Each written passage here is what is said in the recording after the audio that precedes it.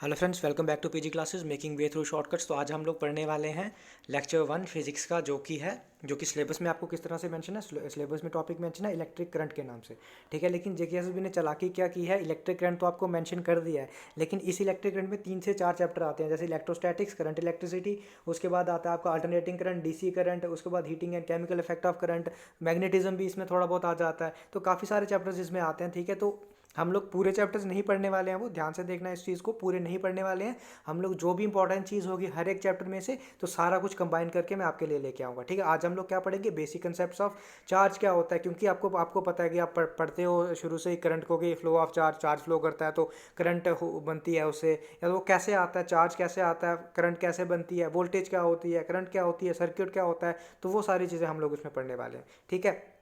तो चलिए हम लोग स्टार्ट करते हैं, पहले किससे, चार्ज से स्टार्ट करते हैं, ठीक है। अगर आप मेरे चैनल पे न्यू हो तो चैनल को सब्सक्राइब करना, बेल आइकन को प्रेस करना, ताकि आपको रेगुलर अपडेट्स मिलते रहें, ठीक है। तो हम लोग स्टार्ट करते हैं सबसे पहले किससे, चार्ज से, ठीक है। तो चार्ज क्या होता है,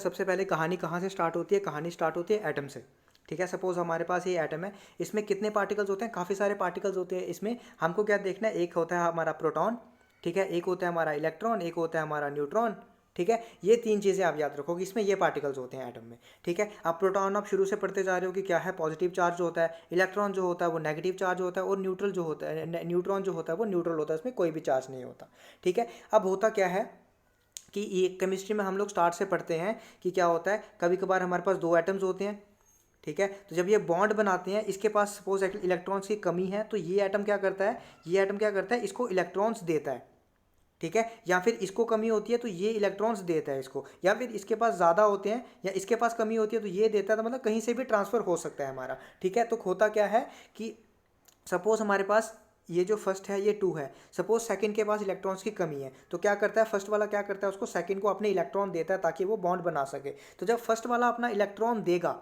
ठीक है, क्योंकि ये एटम है, ये क्या होता है, atom as a whole is neutral, ठीक है। Atom as a whole is neutral, जब ये अपने इलेक्ट्रॉन देगा, मतलब एटम में पॉजिटिव भी होगा नेगेटिव भी होगा, ठीक है। जब ये अपने इलेक्ट्रॉन थोड़े से दे देगा, मतलब अब नेगेटिव चार्ज क्या हो गया, इस एटम में नेगेटिव चार्ज डिक्रीज कर गया, मतलब पॉजिटिव चार्ज क्या हो जाएगा, as compare to negative charge बढ़ जाएगा। तो इस एटम पे कौन सा चार्ज आएगा, इस पे आ जाएगा पॉजिटिव चार्ज, ठीक है।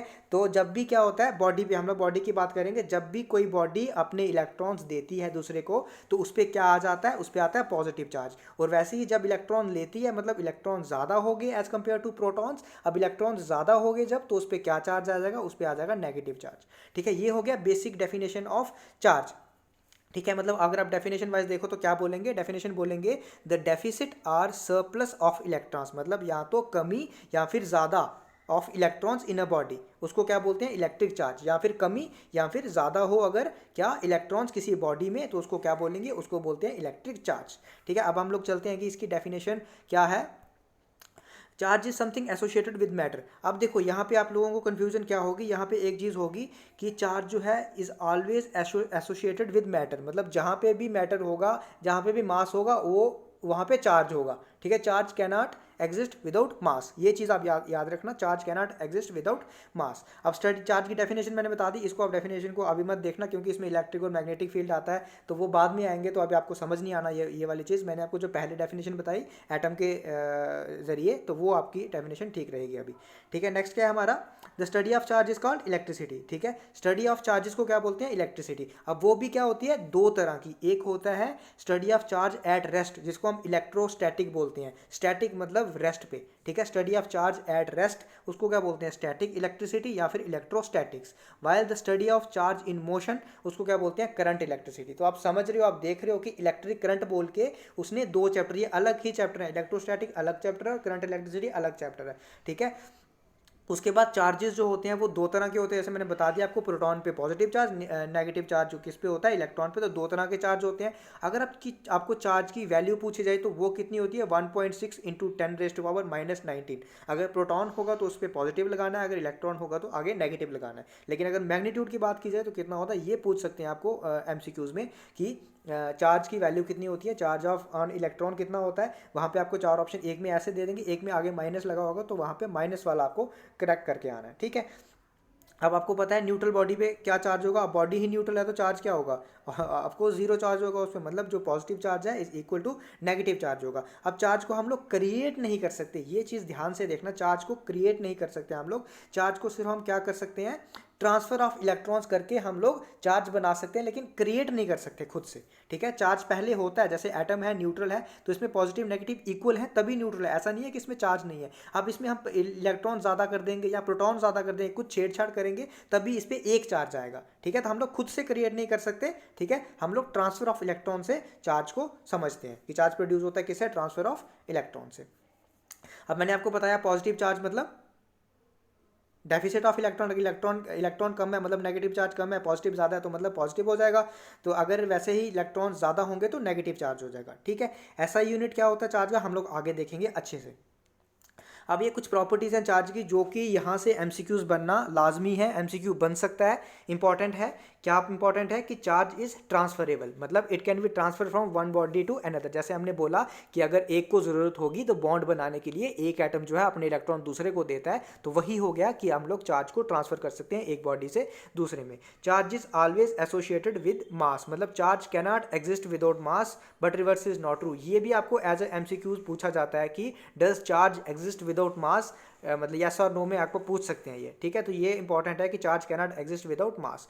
नेक्स्ट है कंजर्व्ड, जैसे मैंने आपको बताया कि चार्ज को क्रिएट भी नहीं कर सकते और डिस्ट्रॉय भी नहीं कर सकते, सिंपली हम ट्रांसफर ऑफ इलेक्ट्रॉन से चार्ज को प्रोड्यूस कर सकते हैं। नेक्स्ट है इनवेरिएंट। ठीक है, चार्ज जो है वो वेलोसिटी से वेरी नहीं करता, ऐसा नहीं है कि एक बॉडी जो है वो स्लो चल रही है, एक बॉडी जो है वो फास्ट मूव कर रही है, तो अगर आप बोलोगे कि फास्ट मूव कर रही है तो इसमें ज़्यादा चार्ज होगा, या स्लो मूव कर रही है तो उस पर ज़्यादा चार्ज होगा, ऐसा नहीं है। बॉडी पे चार्ज जो है वो वेलोसिटी पे डिपेंड नहीं करता है उसका। ठीक है, नेक्स्ट आते हैं हम लोग एसआई यूनिट, क्या होते हैं चार्ज के।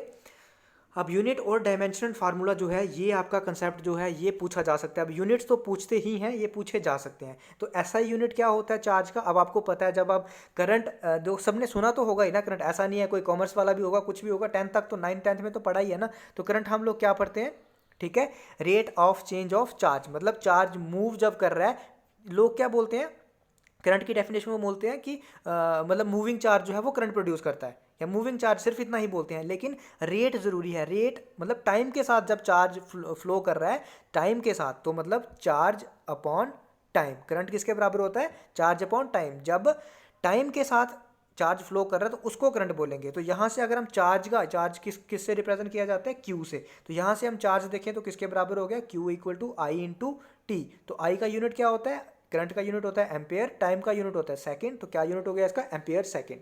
और इसको क्या बोलते हैं, एम्पेयर सेकंड को कूलम बोलते हैं। ठीक है, या फिर मिली कूलम, माइक्रो कूलम, ये क्या होता है, ये माइक्रो होता है मतलब 10⁻⁻⁶, और ये मिली है मतलब 10⁻⁻3। ठीक है, माइक्रो कूलम या मिली कूलम भी इसको बोल सकते हैं। जैसे हम मीटर बोलते हैं तो मीटर को वो किलोमीटर भी हम लोग कर सकते हैं। ठीक है, उस तरह से ऐसे होता है कि मिली कूलम मतलब कम और माइक्रो कूलम मतलब उससे भी कम, तो उसको बोल सकते हैं हम कूलम को। नेक्स्ट आता है इसका इसका कौन सा यूनिट, इसका आता है नेक्स्ट सीजीएस यूनिट।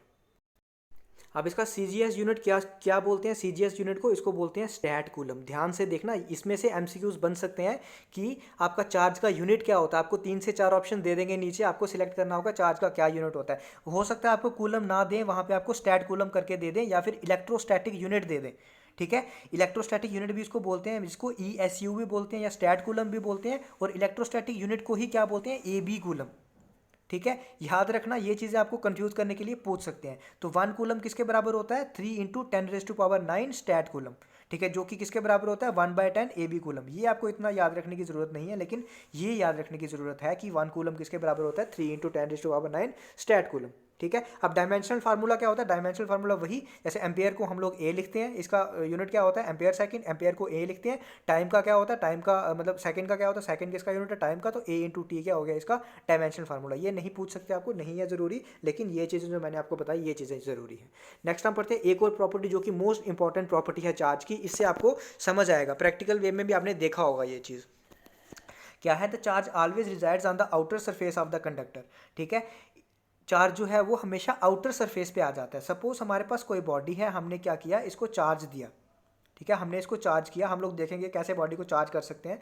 हमने इसको चार्ज किया तो चार्ज हमेशा कहाँ आ जाता है, बाहर। जैसे मैंने ये देखो ये भी बनाया, ये भी बनाया, ये भी बनाया, चार्ज क्या है, चार्ज हमेशा सरफेस पे आ जाता है, ये अंदर नहीं रहता।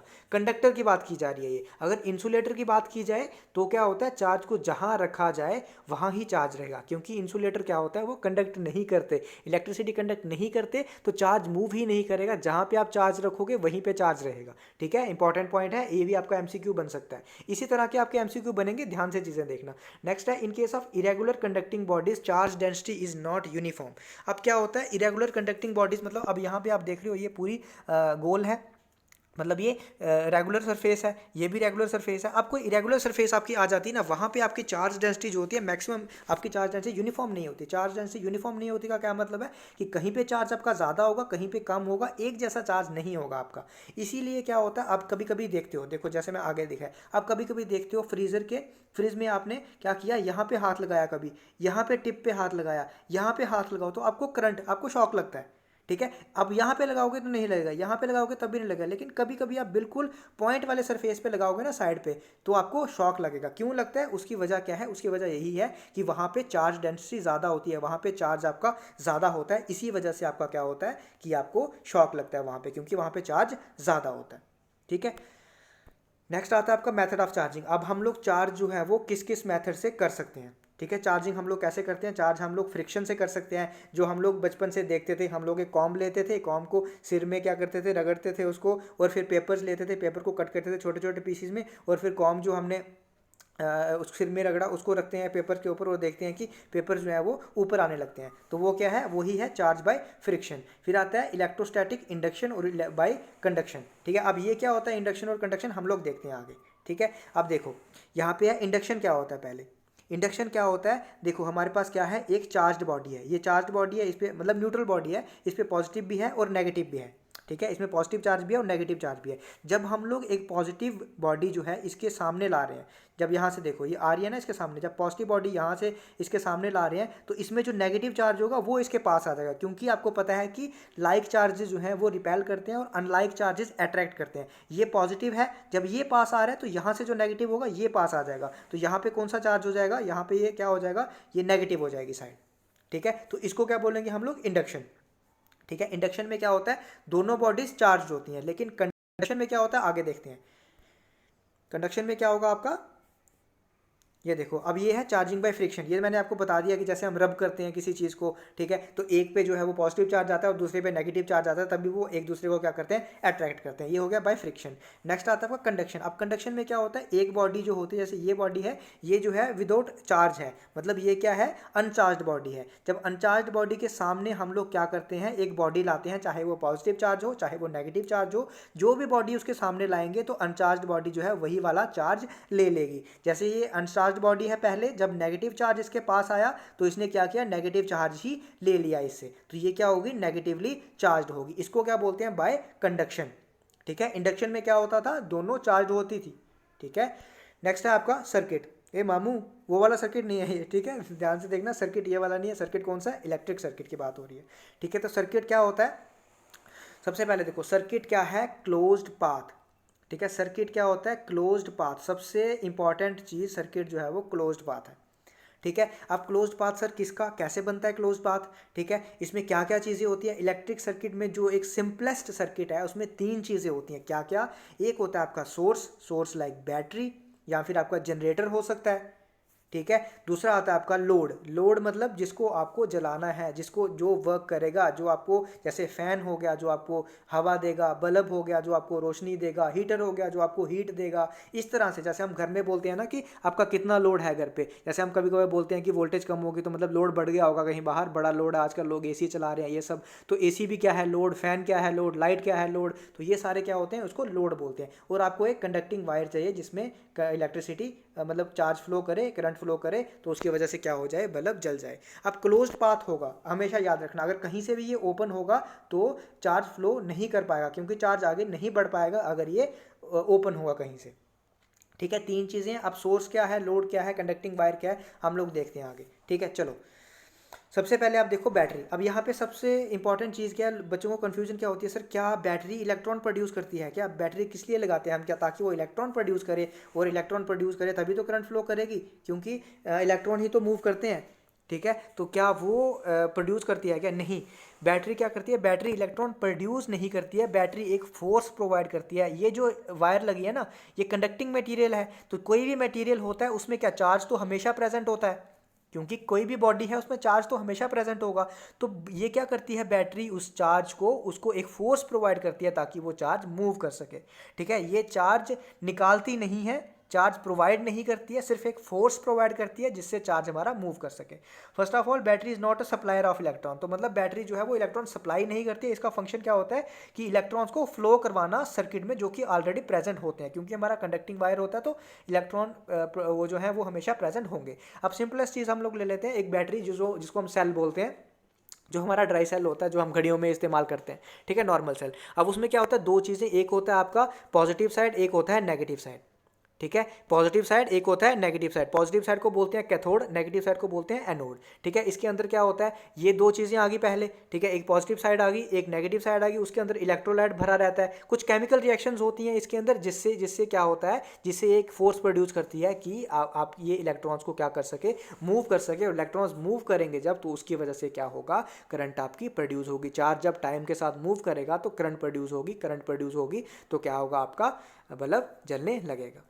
ठीक है, अब होता क्या है, देखो, अब लोड ये हमने देख लिया क्या है, बैटरी के बारे में देख लिया हमने, सोर्स के बारे में देख लिया। अब लोड क्या होता है, लोड में क्या होता है, लोड क्या क्या हो सकता है। लोड मतलब मैंने आपको बताया, जैसे फैन हो गया, जैसे हीटर हो गया, जैसे आपकी लाइट होगी। तो लोड तीन प्रकार के होते हैं, जैसे रजिस्टर, इंडक्टर और कैपेसिटर। ये चीज़ें अभी आपको नहीं देखनी है, आपको क्या देखना है, अभी सिंपल रजिस्टर के बारे में देखना है।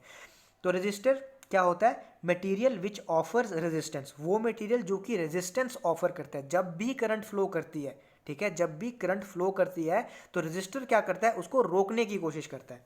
ठीक है, रजिस्टर क्या करता है, उसको रोकने की कोशिश करता है। अब एक बार यहाँ पे देखना चीज़ें कि थोड़ी सी वीडियो लंबी हो जाएगी, क्योंकि आपको बेसिक कंसेप्ट है, आपको पढ़ाना पड़ेगा अच्छे तरीके से, तो आप लोग ध्यान से सारा देखना। ठीक है, अगर आपको चाहते हो कि सही से आपको कंसेप्ट पता चले तो ध्यान से देखना। तो रेजिस्टर क्या होता है, मटेरियल जो कि रेजिस्टेंस ऑफर करता है। रेजिस्टेंस क्या होती है, रेजिस्टेंस होती है opposition to the flow of current, मतलब करंट फ्लो कर रही है लेकिन कोई ऐसी चीज़ है जो उसको रोक रही है यहाँ पे। ठीक है, तो वो क्या होगी, वो है रेजिस्टेंस, मतलब रेजिस्टेंस प्रोवाइड उसको कर रही है। कौन करता है, वो रजिस्टर प्रोवाइड करता है। इसका सिंबल क्या होता है, ऐसे ऐसे हम इसको रिप्रेजेंट करते हैं सर्किट में। ठीक है, अब क्या है, चलते हैं आगे, देखते हैं। ये होता है रजिस्टर। आपने कई बार देखा होगा इलेक्ट्रिक सर्किट, अगर कभी आपने खोल के देखा है किसी चीज़ को, तो आपने देखा होगा ऐसी चीज़ अंदर लगी होती है, उसको क्या बोलते हैं, रजिस्टर। और रेजिस्टेंस का फार्मूला क्या होता है, resistance equal to rho L by A. ठीक है, रो क्या होता है, रो होता है रेजिस्टिविटी, एल होता है लेंथ ऑफ कंडक्टिंग वायर जो कंडक्टर लगा है, और ए होता है एरिया ऑफ क्रॉस सेक्शन। ठीक है, तो रेजिस्टिविटी क्या होता है कि कितनी रेजिस्टिंग पावर है किसी मटेरियल में कि वो इलेक्ट्रिक करंट के फ्लो को रोक सकती है। रेजिस्टिविटी क्या होती है कि कितनी रेजिस्टिंग पावर है, डिफरेंट मटेरियल की डिफरेंट रेजिस्टिंग पावर है। अगर किसी की रेजिस्टिविटी ज़्यादा होगी मतलब उसकी रेजिस्टेंस पावर ज़्यादा है रोकने की, तो उसका रेजिस्टेंस ज़्यादा होगा, मतलब करंट फ्लो कम होगा।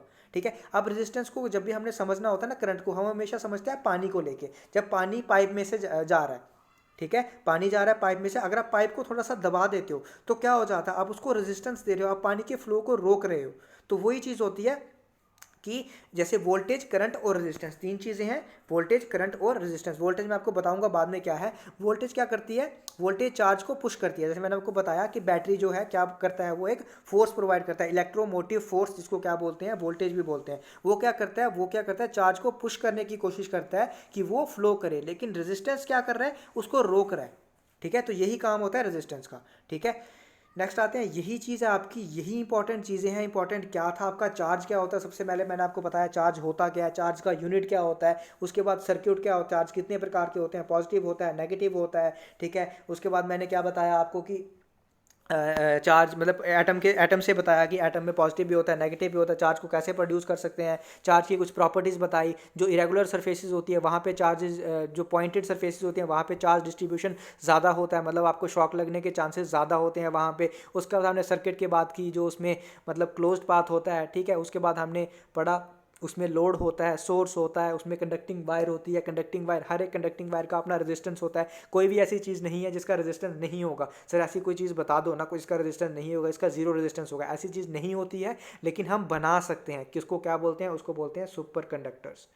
ठीक है, क्या बोलते हैं उनको, सुपर कंडक्टर्स उनको बोलते हैं। ऐसी कोई चीज़ एग्जिस्ट नहीं करती है टोटली सुपर कंडक्टर। ऐसा भी नहीं होता है कि बिल्कुल जीरो रेजिस्टेंस हो, लेकिन हाँ हम लोग उसको बना सकते हैं। कैसे, हम लोग किसी मटेरियल को इतने लो टेम्परेचर पे कूल करते हैं कि उसको फिर सुपर कंडक्टर बना देते हैं। और सुपर कंडक्टर का रेजिस्टेंस क्या होता है, जीरो होता है। हो सकता है आपको एमसीक्यूज में पूछा जाए the resistance of the superconductor is R equal to zero, R equal to infinite, या आर इक्वल टू कुछ वैल्यू दे दे, या नन ऑफ द अबव। तो रेजिस्टेंस ऑफ सुपर कंडक्टर कितना होता है, जीरो होता है। ठीक है, तो ये चीज़ें जो है ध्यान से पढ़ना आप लोग, बेसिक कंसेप्ट है। JKSSB ने सिर्फ करंट लिख के ऐसा दे दिया होगा कि करंट है, तो ये नहीं है कि सिर्फ करंट की डेफिनेशन पढ़ी और हो गया। ठीक है, तो सारी चीज़ें आपको ध्यान से पढ़नी होगी। तो आज के लिए इतना ही रखते हैं। थैंक यू, ध्यान से पढ़ना और फ्रेंड्स के साथ ज़रूर शेयर करना। अच्छा लगे तो हमारा टेलीग्राम चैनल जो है वो आप ज्वाइन कर सकते हो, इंस्टाग्राम पेज ज्वाइन कर सकते हो, जहाँ पे आपको रेगुलर अपडेट्स भी मिलते रहेंगी। Thank you.